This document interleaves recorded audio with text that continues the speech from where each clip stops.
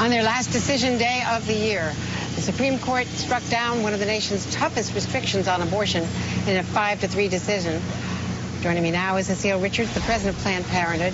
Cecile, I said earlier that you were a plaintiff. You were not involved in this case, but I wanted to get your reaction.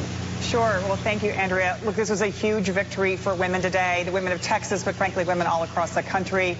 And I really applaud the Center for Reproductive Rights that brought this suit, and then the dozens of folks like Planned Parenthood who filed supporting briefs. This case is huge. This 5-3 victory means that now women will be able to actually access safe and legal abortion in Texas, in areas of the state, and of course that doctors who have been prevented from providing medical care will finally be able to care for women again. It's a really big day for women.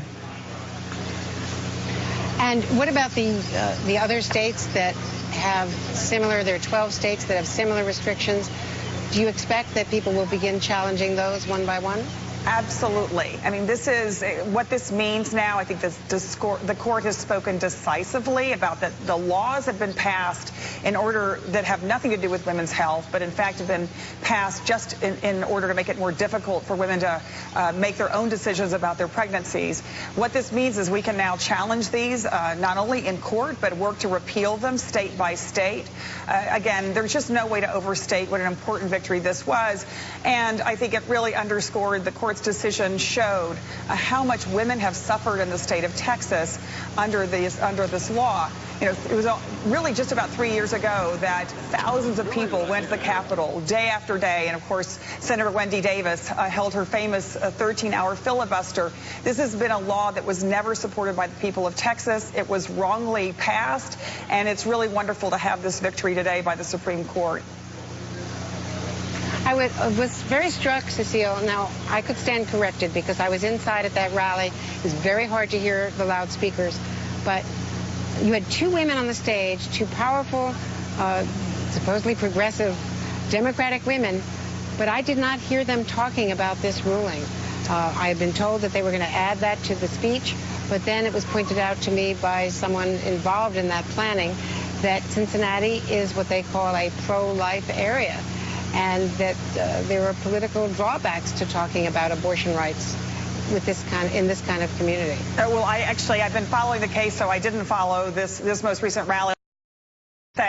Secretary Clinton tweeted out immediately her support, and of course understanding that the fight goes on. This was not simply a matter of this decision. As we know, there are still women across the country who do not have access to safe and legal abortion. We need to overturn the Hyde Amendment. We need 9 justices on the Supreme Court. There's a lot of work left to do, and I think these issues are going to be really important in the national election in November. And it was wonderful to hear, I know that the White House and the administration has also put out a statement applauding this decision and the right of women to make their own decisions about their health care, including their pregnancies. Indeed, the president's statement says, "I'm pleased to see the Supreme Court protect women's rights and health today. As the brief filed by the Solicitor General makes clear, and as the court affirmed today, these restrictions harm women's health and place an unconstitutional obstacle in the path of a woman's reproductive freedom." So clearly that is in part what the president had to say from the White House.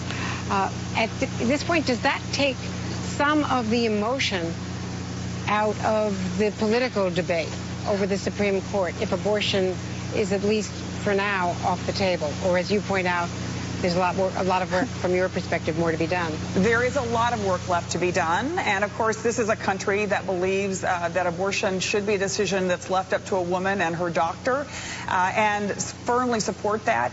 And clearly, when you have a candidate, Secretary Clinton,